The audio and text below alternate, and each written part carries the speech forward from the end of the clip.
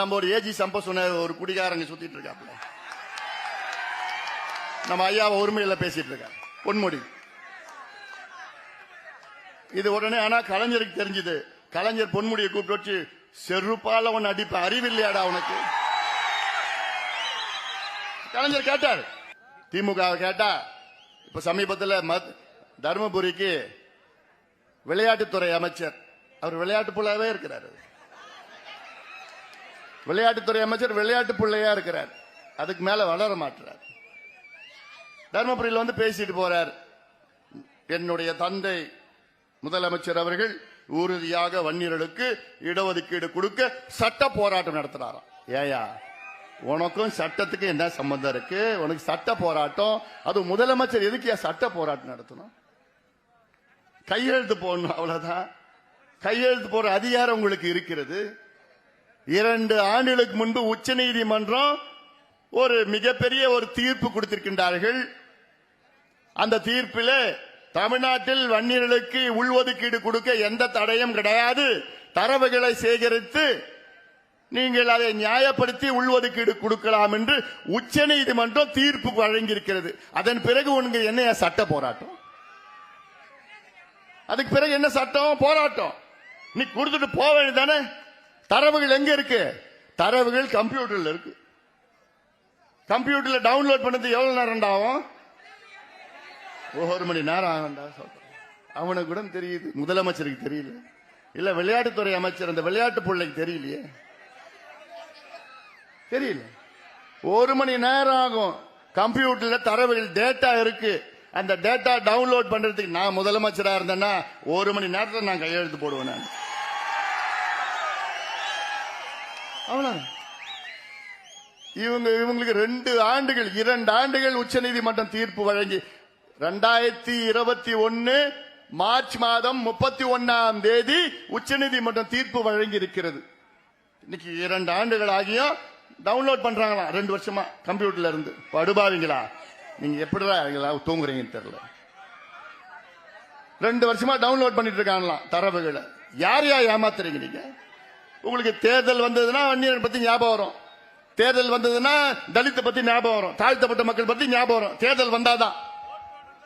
ஏன் மாமன்னன் படத்தில் நடிச்சா போதுமா? பட்டியலின மக்களுக்கு நீ மரியாதை கொடுக்க வேணாமா? தெரிஞ்சாதானே நீ மரியாதை கொடுப்ப? இது சினிமா இல்ல, இது எங்களுடைய வாழ்க்கையா. இதெல்லாம் இன்னைக்கு தாழ்த்தப்பட்ட சமுதாயத்திற்கு தமிழ்நாட்டிலே அதிகமாக செய்த கட்சி பாட்டாளி மக்கள் கட்சி எங்க ஐயா தானையா. இது எங்கேயாவது ஒரு மேடை போடு, நான் வரேன், நானு பேச முடியுமா உங்களால? ஏன் இந்த தொகுதியில் நிக்கிற ரவிக்குமார் கட்சி, விடுதலை சிறுத்தை கட்சி, நான் கேட்கிறேன், ஸ்டாலின் அவர்கள் இந்த கட்சியை சார்ந்தவங்க எங்களுக்கு பொது தொகுதி ஒன்று வேணும்னு கேட்டாங்க. இல்ல இல்ல, உங்களுக்கு எல்லாம் நான் தலித்துக்கெல்லாம் நான் பொது தொகுதி கொடுக்க மாட்டேன், நான் ரிசர்வ் தொகுதி தான் நான் கொடுப்பேன்னு சொல்ற முதலமைச்சர் நீங்க வந்து பட்டியலின மக்களுக்கு நீ செஞ்சிருக்கீங்களா? நீங்க என்ன செஞ்சீங்க? எங்க கிட்ட பட்டியல கேளுங்க. எங்க கட்சிக்கு முதல் கிடைச்ச அமைச்சர் பதவி தலித் எழில்மலை தலித்து கொடுத்தையா?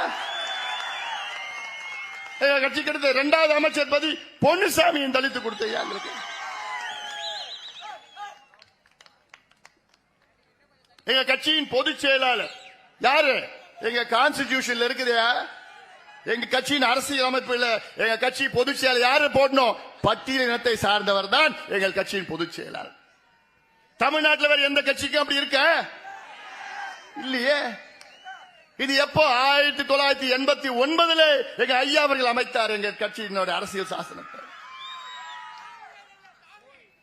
இப்படி உண்மையிலே தாழ்த்தப்பட்ட சமுதாயத்திற்கு, பட்டியல் மக்களுக்கு உண்மையிலே அவங்களுக்கு நீதி வழங்கி, சமூக நீதி வழங்கி கொண்டிருக்கின்ற கட்சி பாட்டாளி மக்கள் கட்சி. மத்த எந்த கட்சியும் கிடையாது. நான் அடிச்சு சொல்றேன். ஆனா நமக்கு பேர் என்ன? அவங்களுக்கு சண்டை, நமக்கு சண்டை. அந்த சண்டையை மூட்டி விடுத்து யாரு? திமுக, அண்ணா திமுக. அதுல 2 பேரும் PhD படிச்சிருக்கிறாங்க. அதுல அதிக PhD திமுக. எனக்கு ஞாபகம் இருக்கு, நான் திண்டிவனத்தில் அப்ப படிச்சுட்டு இருந்தேன். அப்போ ஒரு எலெக்ஷன் வந்தது. அந்த எலெக்ஷன்ல அங்க அண்ணல் அம்பேத்கர் சிலைக்கு திடீர்னு ராத்திரில ஒருத்தன் எவனோ செருப்பு மாலை போட்டான். போட்ட உடனே அங்க ஒரே பரபரப்பு, அடிச்சுக்கிறாங்க. ரெண்டு சமுதாயம் அடிச்சுக்கிச்சு, ராத்திரில இருந்து அடிச்சுக்கிச்சு, கலவரம், அங்க பிரச்சனை, இங்க எதுக்கு தேர்தல் நேரத்தில். உடனே யார பிடிச்சாங்கன்னு பார்த்தா எப்போ ஏதோ ஒன்று அந்த செருப்பு மாலை போடணும் பிடிச்சிட்டாங்க. பிடிச்ச பார்த்தா அந்த செருப்பு மாலை போடுறோன்னு அமிச்சது யார் தெரியுமா? நம்ம ஒரு ஏஜி சம்ப சொன்ன ஒரு குடிகாரங்க சுத்திட்டு இருக்காப்புல, நம்ம ஐயாவை உரிமையில பேசிட்டு இருக்காங்க பொன்முடி. இது உடனே ஆனா கலைஞருக்கு தெரிஞ்சது. கலைஞர் பொன்முடியை கூப்பிட்டு வச்சு செருப்பால ஒன்னு அடிப்ப, அறிவில்லையாடா உனக்கு? கலைஞர் கேட்டார். ஆனா நான் இது வேற மேடம், ஏன்பா இது எலெக்ஷன் மேடம், இது நான் மாட்டேன் என்னென்னமோ பேசிட்டு இருக்கேன், நான் இப்பெல்லாம் பேச மாட்டேன். நான் ஏன் எல்லாம் என் மண்ணு, இது என் மண்ணு, என் மண்ணுல வந்து பேசினா எனக்கு வேற மாதிரி பேச தோணுது. எனக்கு நான் ஒரு 2 மணி நேரம் பேசுவேன். இது நடந்தது உள்ள எல்லா சமாச்சாரம் வெளியில கொண்டு வந்து வச்சுக்கோ நாரி போயிடும். மயிறு இழையில ஜெயிலுக்குள்ள போகாம தப்பிச்சிட்டார். ஜெயராஜ் ஏன் என்ன பாக்குற? அப்படி இப்பெல்லாம் பேச மாட்டேன். பெயில தான் இருக்காரு. இன்னும் என்னைக்காவது பெயில் கேன்சல் ஆச்சுன்னா உள்ள போயிடுவார். ஐயா பத்தி உரிமையில பேசுற அவனுக்கு என்ன ஆச்சு? அவனுக்கு ஏன் அமைச்சர் தானே நீ? 10 நாளுக்கு முன்பு சேலத்துல இந்தியா பிரதமர் நரேந்திர மோடி அவர்கள் நேரா வந்து மேடையில வந்து எங்க ஐயா கைய பிடிச்சி, எங்க ஐயாவை கட்டி பிடிச்சி, எங்க ஐயா ஷால் போட்டு இருக்காரு. பாரத பிரதமர் நரேந்திர மோடி மேடையில பேசுறாரு, தேசிய ஜனநாயக கூட்டணி இந்தியாவிலே மூத்த தலைவர் மருத்துவர் ஐயா என்று பேசுகிறார்கள். ஐயாவுடைய அனுபவம், அன்புமணி ராமதாசுடைய திறமை தமிழ்நாட்டுக்கு இந்தியாவுக்கு தேவை என்று பிரதமர் அவர்கள் பேசுகிறார்கள். நீ தேர்தல் பிரச்சார தள்ளாடிட்டு நீ ஐயா உரிமையில பேசிட்டு இருக்க. என்ன நடக்குது? எனக்கு தெரியாதம்மா என்ன பண்ணிட்டு இருக்கேன்னு சொல்லிட்டு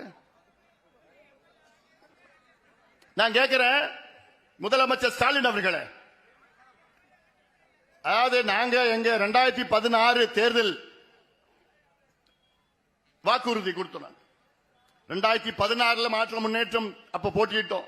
அப்ப வாக்குறுதி என்ன கொடுத்தோம்? தமிழ்நாட்டில் ஒரு முதலமைச்சர், 2 துணை முதலமைச்சர்கள், அந்த 2 துணை முதலமைச்சர், ஒரு முதலமைச்சர் தாழ்த்தப்பட்ட சமுதாயத்தை சார்ந்த ஒரு துணை முதலமைச்சர் நாங்க வாக்குறுதி கொடுத்தோம். உங்களால கொடுக்க முடியுமாயா? தமிழ்நாட்டில் எந்த கட்சியால கொடுக்க முடியுமாயா? நாங்க கொடுக்கிறோம். நான் கொடுக்கிறது மட்டும் இல்ல, செஞ்சு காமிட்டு நாங்க முதல் அமைச்சர் யாரு கொடுத்திருக்கோம்? தலித் ஏழ்மலை கொடுத்திருக்கிறோம்.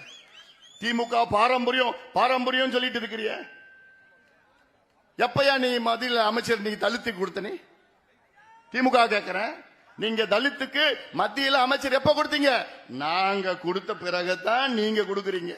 உங்க கட்சி தொடங்கி எப்ப, எவ்வளவு நாள் ஆகுது? 1949 தொடங்கின கட்சி. 1999 தான் நீங்க முதல் தலித் சமுதாயத்துக்கு மத்திய அமைச்சரவை பதவி நீங்க கொடுக்கறீங்க. நாங்க 1 வருஷம் முன்னாடியே கொடுத்துட்டோம். அப்ப என்னமோ பாட்டாளி மச்சினா இவங்க சண்டை போடுவாங்க, அடிச்சுப்பாங்க, இப்படி பண்ணுவாங்கன்னா என்னையா? எவ்வளவு செஞ்சிருக்கிறோம் நாங்க, எவ்வளவு செஞ்சிருக்கிறோம் நம்ம. இது சரியான நேரம், இது சரியான நேரம். இந்த தேர்தல் சிந்தித்து பாருங்கள். உண்மையிலே உங்களுக்கு சமூக நீதி வேண்டும் என்றால், இன்னொன்னு கேட்கிறேன், திமுக கேட்கிறேன் நானு. இப்ப நீங்க 34 அமைச்சர்கள் திமுக இருக்கிறாங்க. இந்த 34 அமைச்சர்கள் ஒவ்வொரு அமைச்சருக்கும் புரோட்டோகால் வரும். புரோட்டோகால்ல முதல் இருப்பது முதல் அமைச்சர் புரோட்டோகால். 2வது புரோட்டோகால்னா துரைமுருகன். அப்படின்னா புரோட்டோகால் படி 34 அமைச்சர்கள். அந்த 34 அமைச்சர்கள் புரோட்டோகால் படி கடைசி 4 அமைச்சர்கள் 3 அமைச்சர்கள் யார் தெரியுமா? யாரு? பட்டியலினத்தை சார்ந்தவர்கள். 30வது புரோட்டோகால், 30வது அமைச்சர் புரோட்டோகால் யாரு? கணேசன், சிவி கணேசன். அவரு சிவி கணேசன் சிதம்பரத்தில் இருக்கார். அவர் தான் 30வது. 34 அமைச்சர்கள் 30வது அமைச்சர் புரோட்டோகால் அவர் சிவி கணேசன். 33வது யார் தெரியுமா? மதிவேந்தன். 33வது மதிவேந்தன். 34வது கயல்விழி. கயல்விழி செல்வராஜ். அப்போ இதுதான் நீ தாழ்த்தப்பட்ட சமுதாயம் கொடுக்கிற மரியாதை. அதெல்லாம் இதான் மரியாதை. உங்க மரியாதை வேங்கவை எல்லாம் எங்களுக்கு பேச தெரியும், பேசிக்கிட்டே இருப்போம். தேர்தல் வந்ததுன்னா நாங்க நாடகம் ஆடுவாங்க. அப்பாவும் பிள்ளைய நாடகம் ஆடிட்டு இருப்பா. இதுக்கு முடியலாம் தொடர்ந்து ஆடிட்டு தான் இருக்கிறாங்க.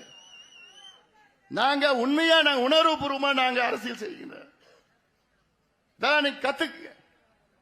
இந்த பக்கம் நான் சொல்றேன், எடப்பாடி பழனிசாமி இங்க சி.வி. சண்முகம் அவர் குச்சிட்டு இருக்காரு. இப்போ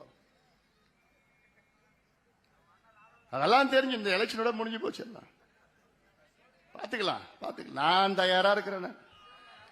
போதும்பா இவங்க எல்லாம் ஆட்சியை கொடுத்து இவங்களுக்கு காவடி தூக்கி இவங்களை தோல்ல சுமந்ததெல்லாம் போதும். இல்ல அதனாலதான் வெறுப்புல இருக்கிறேன். நான் வெறுப்புல இருக்கிறேன்.